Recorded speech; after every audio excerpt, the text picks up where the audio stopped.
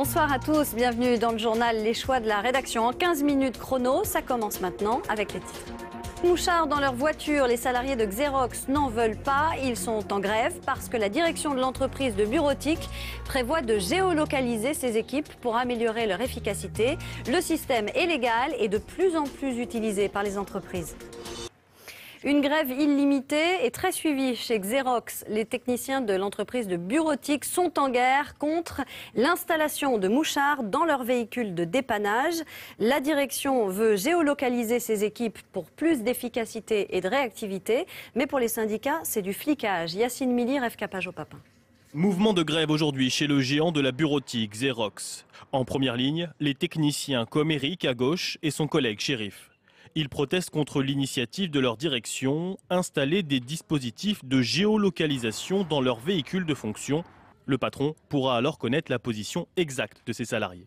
Ils vont démonter le tableau de bord et installer la puce à l'intérieur. Leur but, c'est de manager par la terreur. C'est pas du tout d'améliorer quoi que ce soit au niveau des conditions de travail. C'est de faire un management par la terreur et d'augmenter la productivité. Et pour ça, ils usent de toutes les armes disponibles, donc la géolocalisation et une prime individualisée sur la productivité du technicien. Coût total de l'installation, plus de 300 000 € par an pour équiper les 590 véhicules de la flotte. Mais pour la direction, rien de choquant. Selon elle, l'idée n'est pas de fliquer ses salariés, mais d'améliorer la qualité du service client. Et voici à quoi pourraient ressembler les fameux dispositifs de surveillance.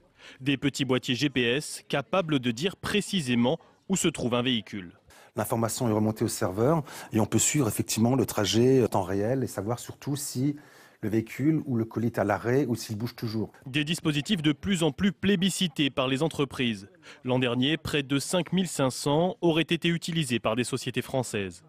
Car ces outils sont bel et bien légaux. En France, c'est la CNIL, la Commission nationale de l'informatique et des libertés, qui est chargée de veiller à la bonne application de ces outils. Et l'encadrement est strict. L'employeur doit informer personnellement chaque salarié de son intention d'installer ce type d'outils. Ça peut être le contrôle des horaires de travail uniquement s'il n'y a aucun autre moyen de pouvoir connaître l'horaire de travail du salarié. Ça peut être pour des raisons de sécurité, par exemple pour des salariés qui vont être isolés, un salarié isolé ou un salarié qui transporte des fonds. Ou ça peut être aussi pour une question de meilleure organisation du travail. Les patrons qui ne respectent pas ces règles risquent 5 ans de prison et jusqu'à 300 000 € d'amende. L'an dernier, une trentaine de contentieux concernant la géolocalisation en entreprise a été présentée en cour d'appel. Chez Xerox, ce soir, la situation est toujours bloquée. Selon les syndicats, 2500 interventions de techniciens auraient été placées en attente.